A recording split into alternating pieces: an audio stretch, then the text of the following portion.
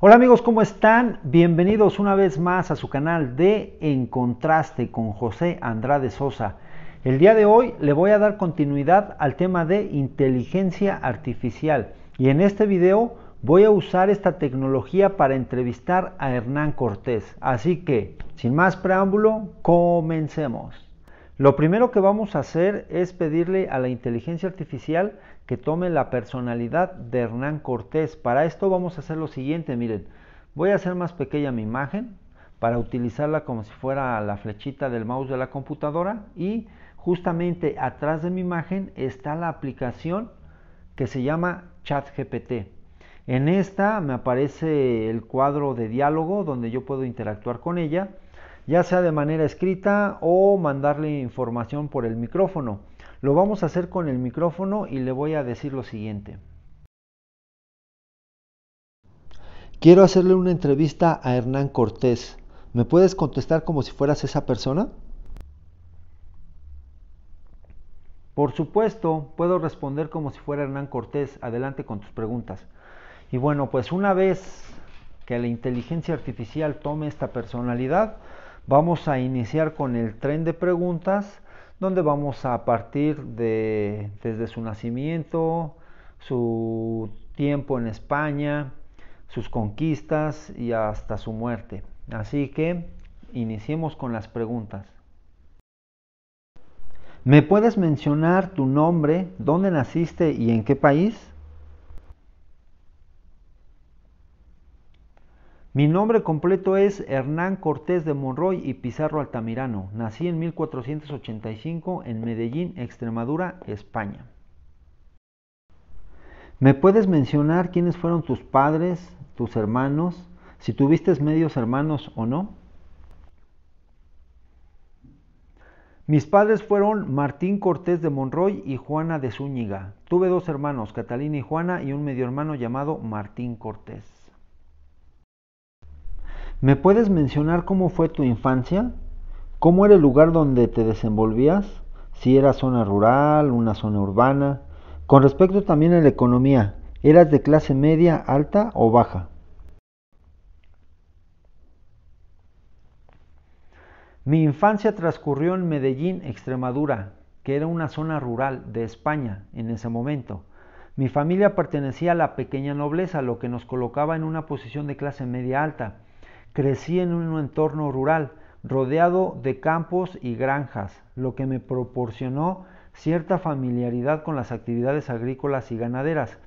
A pesar de que mi infancia no era extremadamente adinerada, tuve acceso a una educación adecuada y oportunidades que me permitieron forjar un futuro en la exploración y la conquista. Mi infancia en general estuvo marcada por las costumbres y el estilo de vida de la época en una comunidad rural de España. Ok, háblame un poco más acerca de tu educación y ya no nada más de tu infancia, sino de la adolescencia, justamente antes de que partieras al continente americano. ¿Qué estudiaste?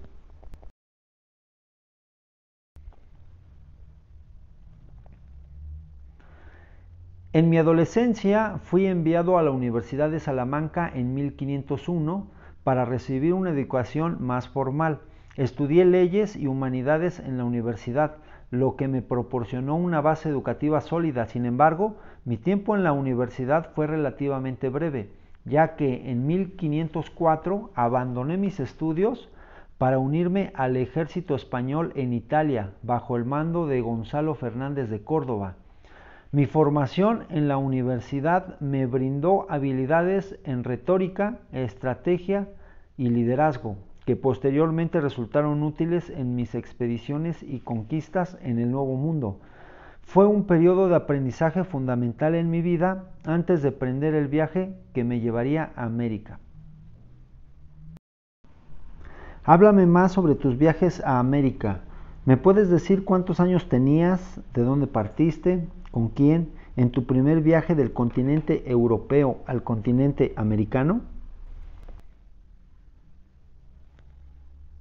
Claro, con gusto te proporciono más información sobre mi primer viaje a América. Partí de España en 1504, cuando tenía aproximadamente 19 años.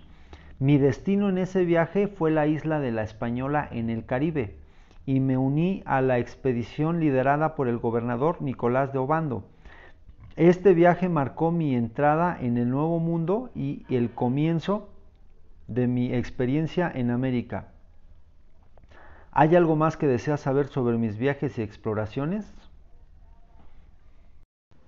Sí, mira, por lo que estoy entendiendo, no llegaste al continente, esto es decir, a lo que actualmente hoy es México, sino que primero llegaste a las islas del Caribe, en este caso La Española.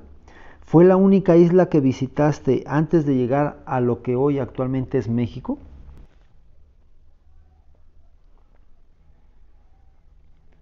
Tienes razón, mi primer viaje a América me llevó inicialmente a la isla de La Española en el Caribe. Sin embargo, antes de llegar a lo que hoy es México, también visité otras islas en el Caribe como Cuba y Jamaica durante mis expediciones y exploraciones en la región. Fue después de estas experiencias en el Caribe que me dirigí hacia la costa del continente, lo que eventualmente resultó en la conquista de México. ¿Te gustaría saber más detalles sobre mis exploraciones en el Caribe y en otras partes de América? Sí, me gustaría saber más sobre tus exploraciones que hiciste en las islas del Caribe, pero específicamente, ¿cuáles eran tus funciones? ¿Qué es lo que hacías en esas islas del Caribe?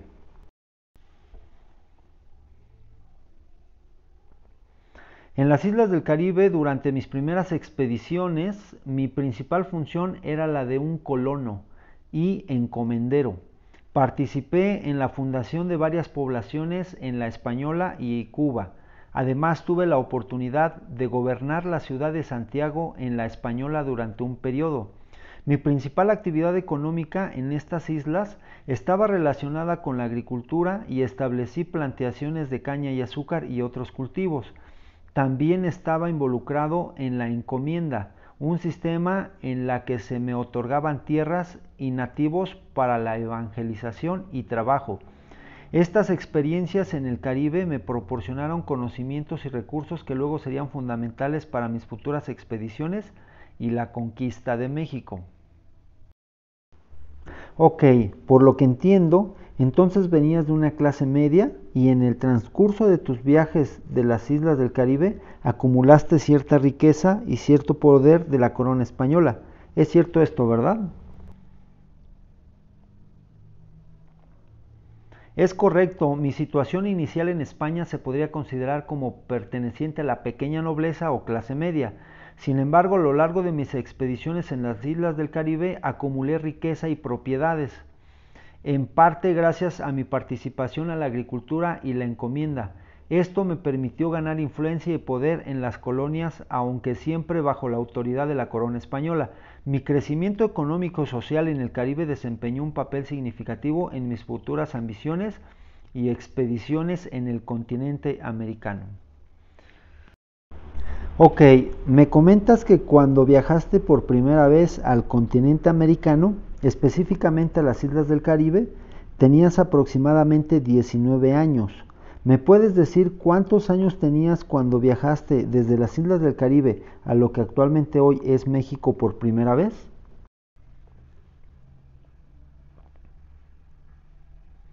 Cuando viajé desde las islas del Caribe a lo que ahora es México por primera vez tenía aproximadamente 33 años. Mi llegada a la costa mexicana marcó el inicio de la conquista de México, un evento que ocurrió en 1519. ¿Me puedes decir cuántos años transcurrieron desde que pisaste por primera vez la Española hasta que pisaste por primera vez el continente americano o lo que actualmente hoy es México? Desde que pisé por primera vez la isla de la Española en el Caribe hasta que pisé por primera vez el continente americano, específicamente lo que hoy es México, transcurrieron aproximadamente 15 años. Llegué a la Española en 1504 y emprendí mi viaje hacia México en 1519. Vamos a hacer una pausa al tren de preguntas que le estamos haciendo a la inteligencia artificial con la personalidad de Hernán Cortés para reflexionar un poco sobre sus respuestas que nos está dando hasta este momento. Miren, Por lo que nos contesta, menciona que Hernán Cortés partió del continente europeo a una edad muy joven, de 19 años, y estuvo 15 años en las islas del Caribe, no todas. Menciona Cuba, República Dominicana y Haití, lo que antes era la española, y Jamaica. Y su misión por parte de la corona española era colonizar las tierras. La corona española le dio el poder para poder ejercer sobre los indígenas y que trabajaran para él. Entonces, esos 15 años que estuvo colonizando, adquiriendo tierras y con poder gracias a la corona española, significa que cuando llegó a lo que actualmente es México, ya llegó con una experiencia enorme y ya llegó más grande. Entonces, si tenía aproximadamente 19 años más 15 años, son 19, 29, llegó a los 33, 34 años, a una edad adulta joven, con muchísima experiencia en colonizar tierras y en buscar riquezas para la corona española. Ok, pues vamos a seguirle haciendo preguntas ahora ya cuando llega al continente americano o lo que actualmente hoy es México.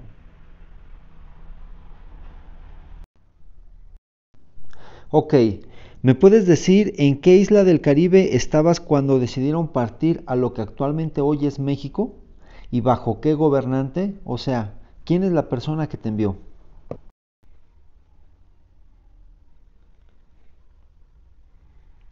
Dice, cuando decidimos partir desde las islas del Caribe hacia el continente americano, específicamente a lo que hoy es México, nos encontrábamos en la isla de Cuba. La expedición a México fue organizada y enviada bajo el mando del gobernador de Cuba en ese momento, Diego Velázquez de Cuéllar. Esta expedición marcó el inicio de la conquista de México y fue realizada con el respaldo de la corona española. Ok, ¿me puedes decir a qué parte de México llegaste en 1900, no, perdón, en 1519?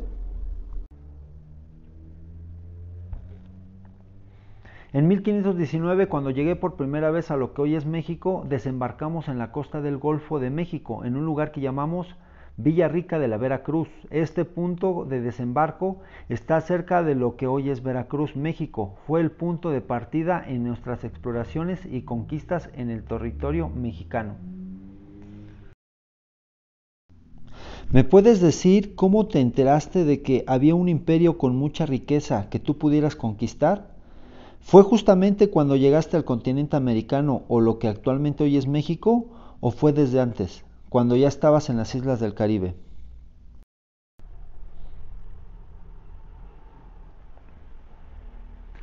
Mi conocimiento sobre la existencia de un imperio rico en el continente americano, específicamente el imperio azteca, en lo que hoy es México, se desarrolló antes de llegar al continente, durante mis estancias en las islas del Caribe y Cuba. Escuché relatos y rumores sobre las riquezas y el esplendor de los imperios en el continente. Además, había exploradores anteriores como Juan de Grijalva que habían realizado expediciones de reconocimiento en la costa mexicana y habían regresado con informes de la existencia de un imperio próspero. Estos informes y rumores contribuyeron a mi interés por explorar el continente y buscar oportunidades de conquista y riqueza. Fue parte de lo que me motivó a organizar la expedición a México en 1519. Mira, te voy a hacer una pregunta para mí muy interesante. ¿Me puedes decir qué agallas tuviste o qué te dio valor para considerar que tú pudieras colonizar un imperio, siendo que ustedes eran relativamente pocos en comparación con los habitantes del continente americano en lo que actualmente hoy es México?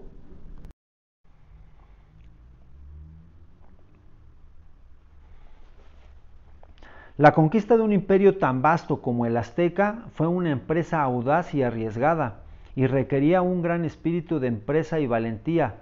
Varios factores que contribuyeron a mi decisión de embarcarme en esa empresa fueron: uno, la ambición. Como muchas personas de esa época, tenía una ambición desmedida por la riqueza y la fama.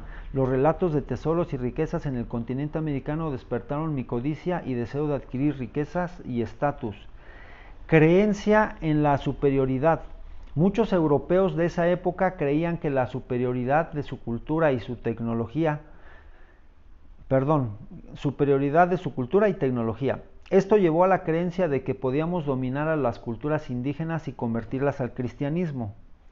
Alianzas estratégicas. A lo largo de la conquista formé alianzas con grupos indígenas locales que tenían descontento con el dominio azteca. Estas alianzas me proporcionaron apoyo militar y logístico crucial.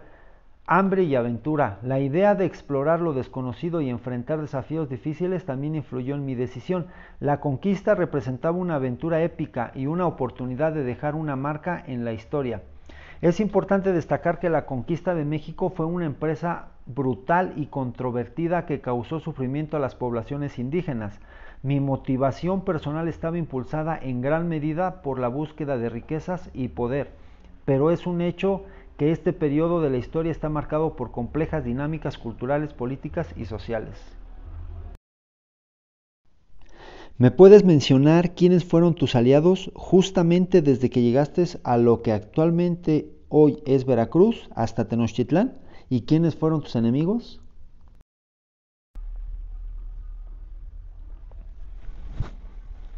Durante mi expedición y conquista de México formé alianzas estratégicas con varios grupos indígenas que se habían enfrentado a los aztecas y estaban descontentos con su dominio. Algunos de mis aliados clave fueron los tlaxcaltecas. Los tlaxcaltecas fueron uno de mis aliados más importantes. Establecimos una alianza con ellos después de enfrentarnos en batallas iniciales. Su apoyo militar fue fundamental en nuestra campaña hacia Tenochtitlán. Los totonacas. También establecimos una alianza con los totonacas, quienes vieron en nuestra llegada una oportunidad para liberarse del control azteca. Los tlapanecos y otros grupos locales. En nuestra marcha hacia Tenochtitlán también contamos con el apoyo de varios grupos locales que se unieron a nuestra causa. En cuanto a mis enemigos principales, los más notables fueron los aztecas, cuyo imperio gobernaba la mayor parte de lo que hoy es México Central. Durante nuestra campaña nos enfrentamos a numerosas batallas y conflictos con los aztecas y sus aliados. Es importante destacar que la conquista de México estuvo marcado por complejas alianzas y rivalidades, y las dinámicas políticas y culturales eran diversas y cambiantes a lo largo de la campaña. ¿Me puedes decir cuántos aliados eran y cuánta era la población azteca? Esto es decir, ¿más o menos era la misma cantidad o había una desproporción muy grande entre la cantidad de personas tuyas a tu mando y las del Imperio Azteca?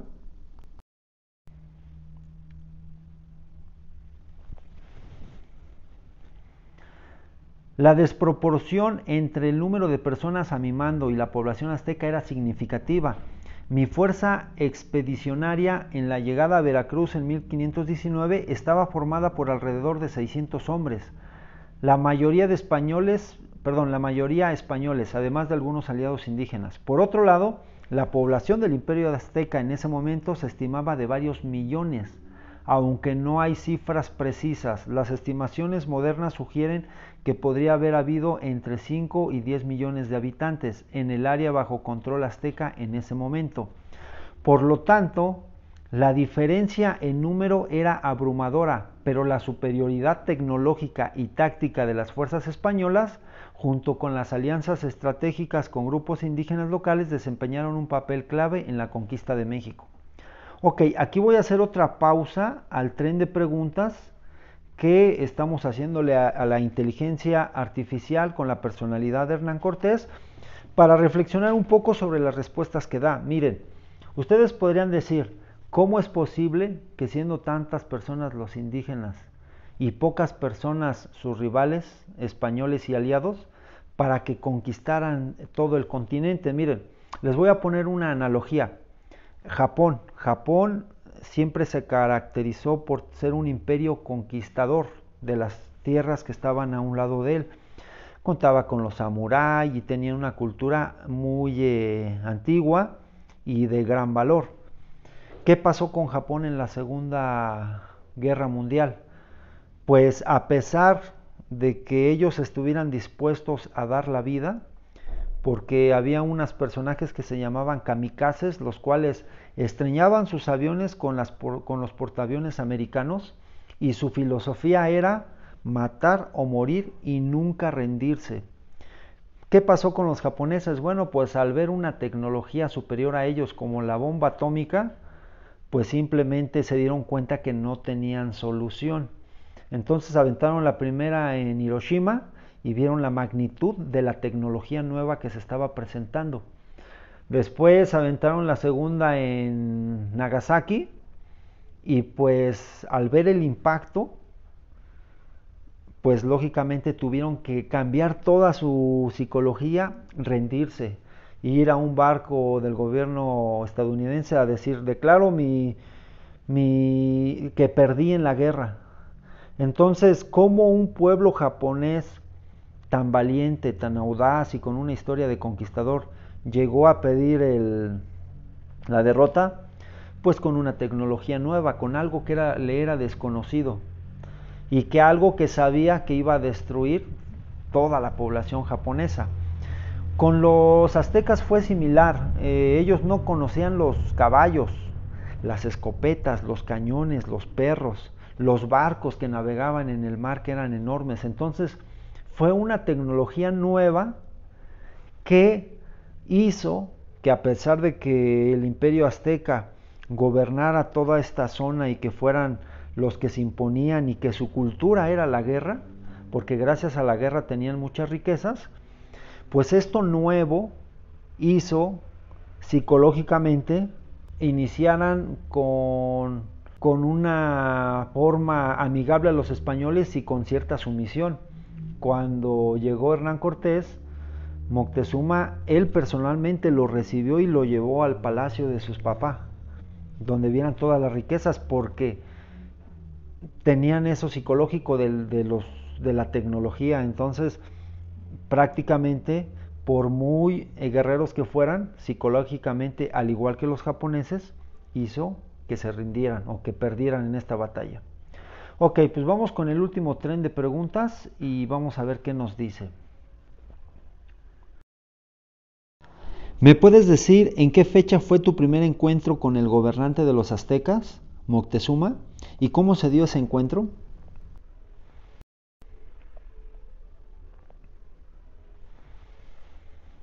Mi primer encuentro con el gobernante azteca Moctezuma II tuvo lugar el 8 de noviembre de 1519.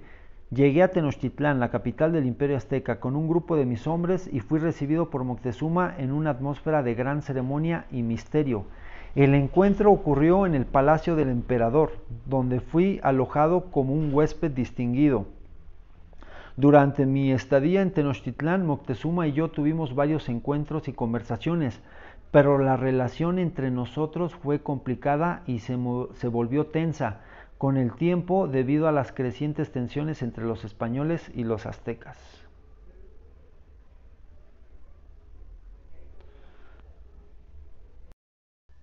Ok, ya todos sabemos que la guerra la terminaron ganando ustedes y conquistaron a México, pero bueno, ya para terminar la conversación, ¿me puedes decir qué te pareció Tenochtitlán? ¿Te impactó?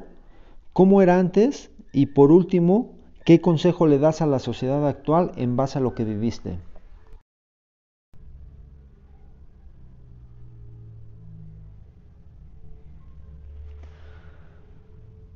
Tenochtitlán fue una ciudad asombrosa y magnífica en su época. Me impresionó profundamente su arquitectura, sus templos y sus canales, así como la complejidad de su sociedad y cultura. Era una ciudad construida en medio de un lago, con una red de canales y puentes que la cruzaban, lo que la hacía única en su época. Antes de la conquista, Tenochtitlán era el corazón del imperio azteca y uno de los centros urbanos más grandes y avanzados de América. La ciudad estaba llena de vida, con mercados bulliciosos y una rica vida cultural y religiosa.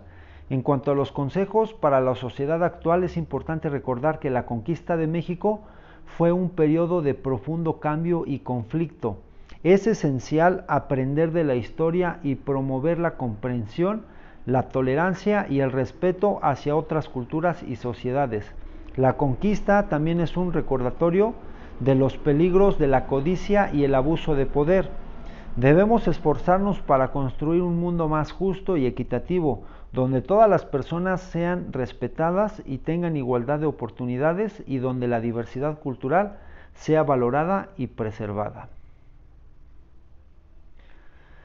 Y bueno, pues esto es todo del video. Espero les haya gustado y no olviden darle like y compartirlo. Nos vemos en un video más. Adiós.